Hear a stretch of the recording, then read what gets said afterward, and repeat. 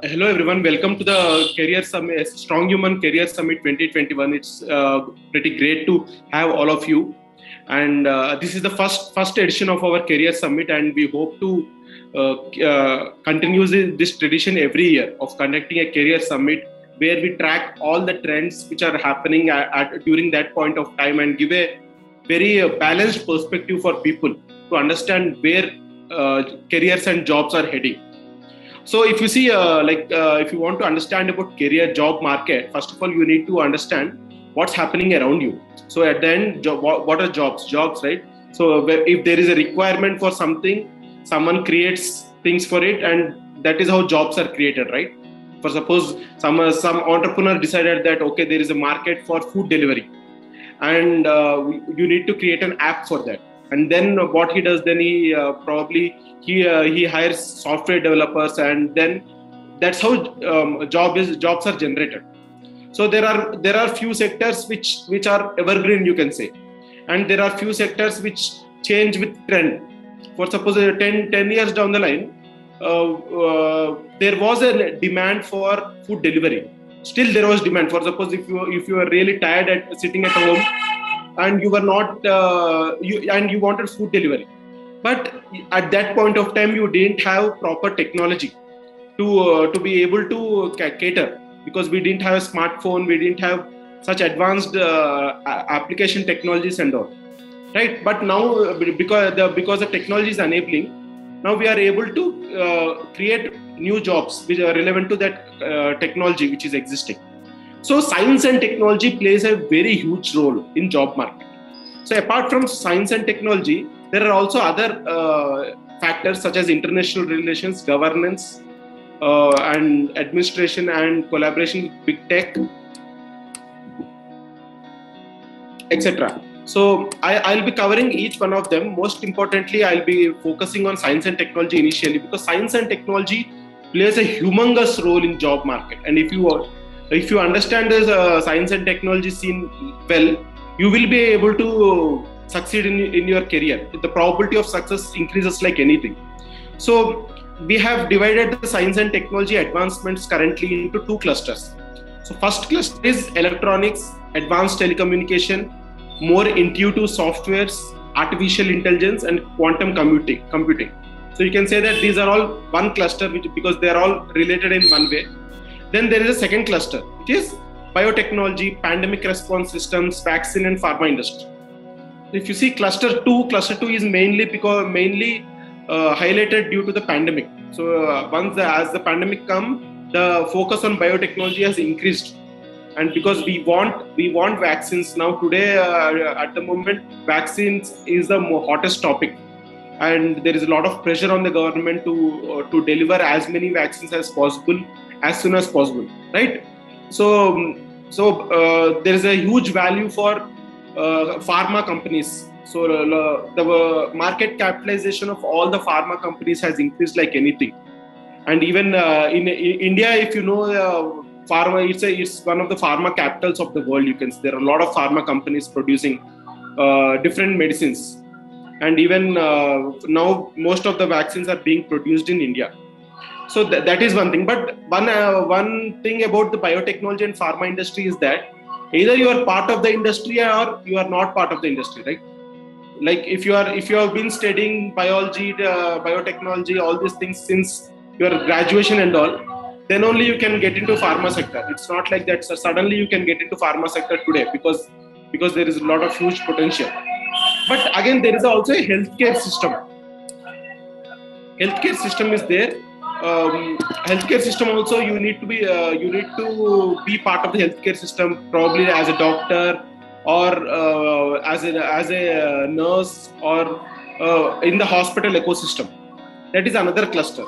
But in the job market as of now, which is more relevant for everyone, is the cluster one. So cluster one, I'll just get into the details. See, electronics is changing our life like anything. So if you see in 1990s and initially, probably many of you were using computers, right?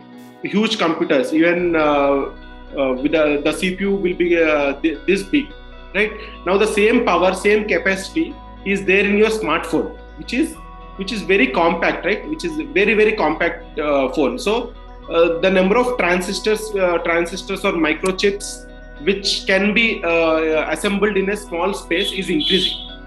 So that's why your smartphone has a lot of capacity today, and this capacity is increasing on a regular basis. And now the kind of technology we have in terms of the speed of RAM, the display technologies, the camera technologies, the sensor technologies, it's very efficient, and it's also mass. You can mass produce them. So because you can mass produce them, access to that technology is very high. For suppose tomorrow, let's say everyone has someone has created a smartphone, but only few people have smartphone. Then can you will Ola or Uber would be possible if there are only few people who have smartphones? No, right? So adoption of the technology is also really important. Now, in the last few years, what has happened, especially in India, is that the speed, the internet speed and internet reach has increased like anything. So there is a wide 4G coverage across the country now, and there are some major changes which have happened due to this. So I've seen it very closely, so I can tell you. For suppose in 2016, I was working with Paytm. So this was pre-demonetization time, and I was given the responsibility of establishing sales and distribution in one of the upcountry markets, rural markets, you can say. So when I was doing that initially, like when our executives went and they were trying to onboard merchants on the Paytm ecosystem as a merchant. So some of the major things which they were complaining was that no, there is no signal here. So if there is no signal, how can a customer make a payment, online payment there, right? So those are the practical challenges which we were facing during that time. But then what happened? 4G penetration increased like anything, and after that, what happened is that demonetization happened. So demonetization kind of forced people to adapt to digital technologies. Now that was the foundation, you can say, of the fintech revolution in India, and a lot of players have entered in this ecosystem. For suppose Paytm was the most popular player during that time. Now if you see, there is PhonePe, there is Google Pay, there is Amazon Pay, there is Razorpay, right? And even all the technology, all the banking systems, banking companies, they were these huge companies which didn't have that much understanding of technology. But after this tech companies came and revolutionized the fintech space, even the banks had no other option but to innovate, adapt, make their technology better. And there is one more very big change, which is UPI. So using UPI, you can do any transaction in just few seconds. You just need to have a UPI ID or a QR code, and this is not dependent on a particular player. And it is open for all the banks.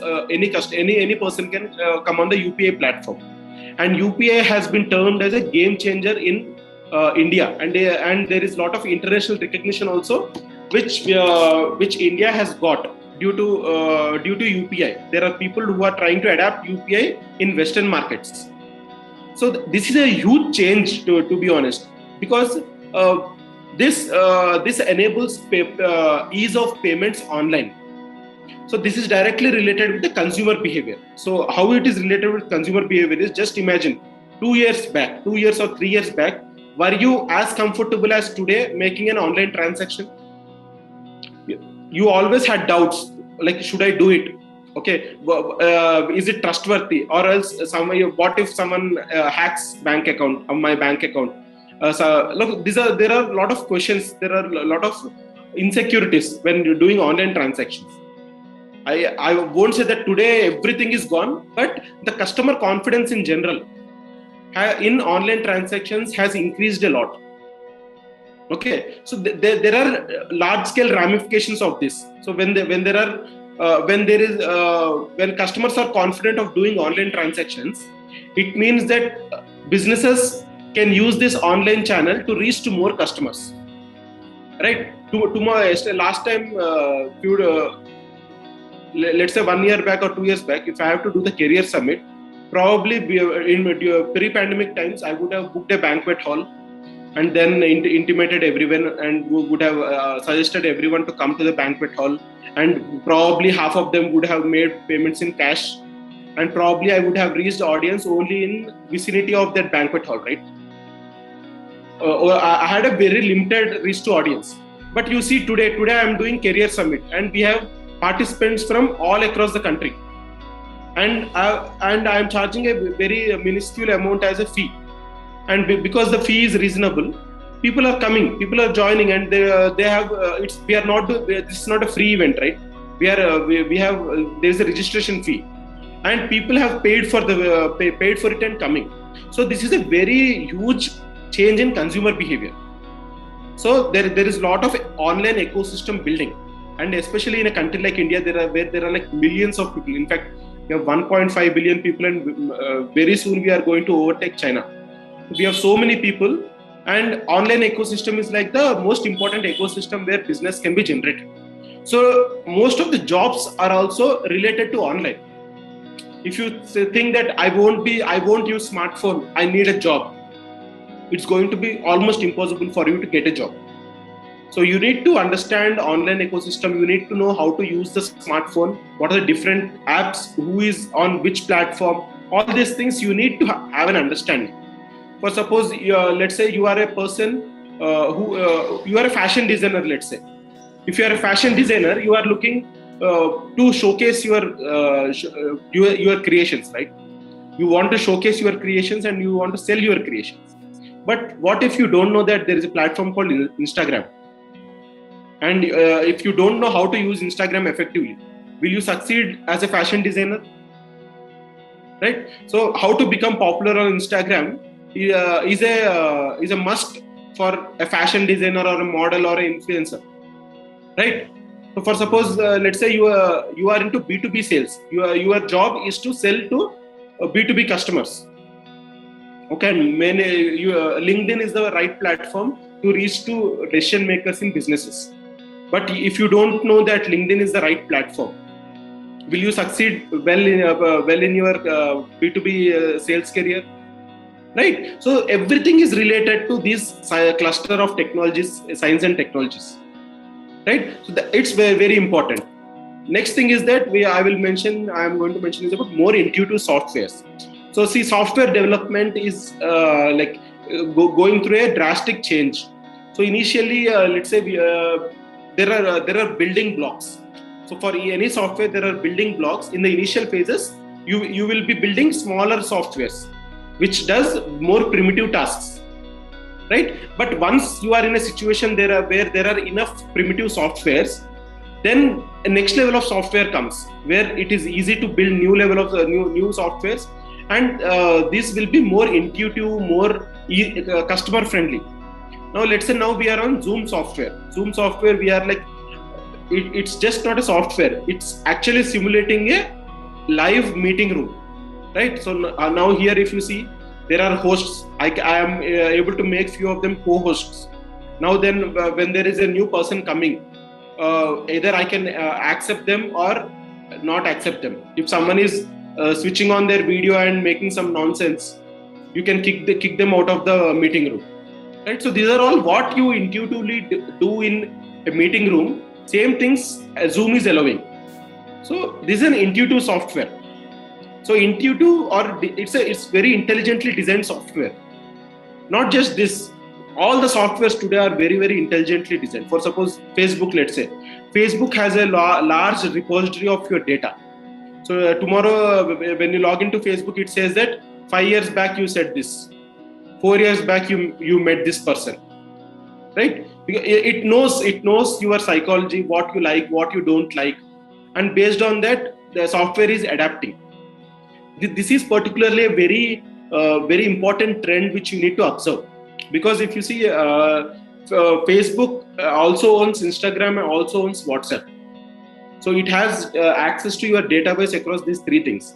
When it has access to more data, artificial intelligence systems can learn. So for artificial intelligence systems to work, it needs data sets. If it sees data and it learns. right? So it has this large repository of data. For suppose myself, I am on Facebook since 2010, and whatever I have done, everything, probably the large footprint is there on Facebook. In fact, I would have done more things on Facebook than offline, because everyone was online. If I had to reach out to any of my friends, Facebook was one of the mediums, right? So there is a large footprint of my own past actions with Facebook, and it is engaging me going forward also. Just like if I see that 5 years back I said this, and it is something very nice which I said, then I'll feel like sharing it, like I said this, right? So that way it is engaging. So these are the softwares which are engaging people like anything. So Facebook is such software, then Zoom is there, then Instagram is there. You name it, there are a lot of such intuitive technologies always available. So there is a lot of scope in developing these technologies, and also jobs which are created by these technologies. So for suppose, let us take example of Ola, Uber. So transport industry, right? So local transport industry. So they have created technology where you can book a cab anytime. Okay, so you can book a cab, you can know the face of the driver, you can know the rating of the driver. Okay, even after your ride is finished, you can give feedback to the driver that this particular thing was good, this particular thing was not good. So this is all intelligently designed. So going forward, intelligently designed softwares are going to play a huge role in human interactions, and so in job markets also. So if you are in a software industry, this is something which you need to observe, you need to learn, because good products have large audience. So if you take 10 years back, if you have a nice product, but still you might not be able to reach all the people for whom that product is relevant, because of the limitations of the channel, right? For suppose you have a product, but you don't have access to that much internet, then probably you can only show it to people who walk into your place, correct? But with internet and large scale video capabilities available now, and these are like huge information highways. Basically, now if you see, there are a lot of people, every one of us is in different city and communicating with each other, right? So this is all possible with the current technology. So once you create an intelligent platform or intelligent software, the number of people whom you can reach is also much higher. If you have the right product, it is very easy for you to reach to more people. That is the main advantage. So it is very much so there in management, there is one concept called entry barrier. So for any industry, there is an entry barrier. Not everyone can become part of that industry. So entry barriers are coming down, especially with the softwares. One more huge advantage I'm going to mention today. So for suppose, again 10 years back, if you had a product and you want to market that product, what are the channels through which you will market that product? Probably television ads, newspaper ads, then having your branding at the local store. These were the ways in which you can market your product. But is everyone capable? Does everyone has the money to do a television ad? Television ad is very, very costly. Newspaper ad is also very costly if you want to reach a large audience, right? So there was an entry barrier. So large FMCG companies, international companies like HUL, P&G, these people had a lot of money, and using this, they used to run ads on television. That's how they create the brand, and that is how they capture the market share. But now with Google ads and Facebook ads, anyone can reach to anyone. So if you have a good product, automatically you can, with limited budgets also, you can market your product. You can reach a wide variety of audience. So it means that now the entry barrier has come down.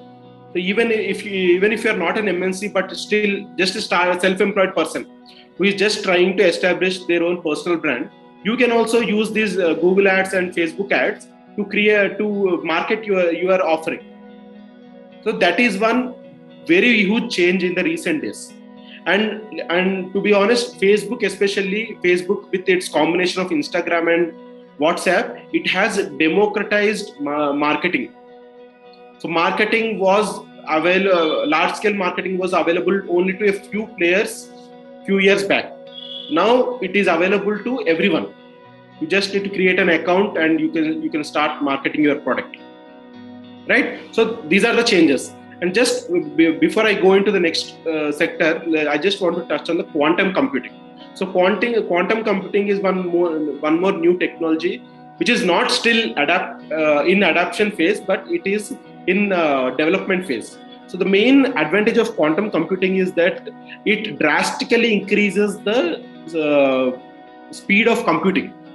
So now let's say the current technology in terms of microprocessors and all, let's say for a very complex kind of algorithm, it might take years together also to compute.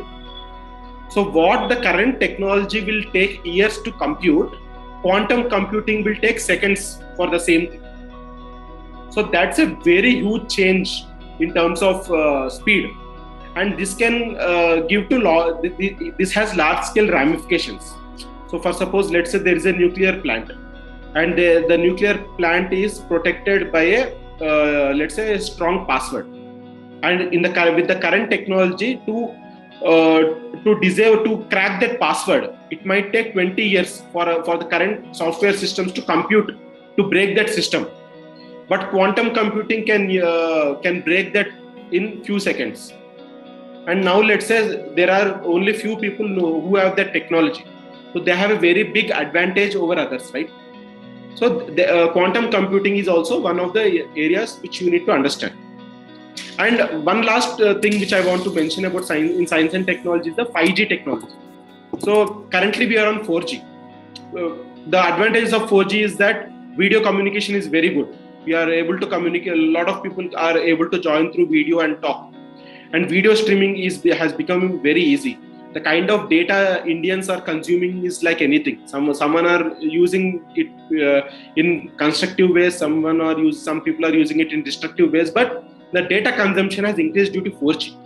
Now with 5G coming, now the trials are also going on. Like government is issuing the trials. So with 5G, what happens is that you kind of like devices can start talking to each other. So it's called Internet of Things, IoT. So what happens is that devices can become intelligent. For suppose you already have Alexa, right? Alexa is one kind of IoT, you can say.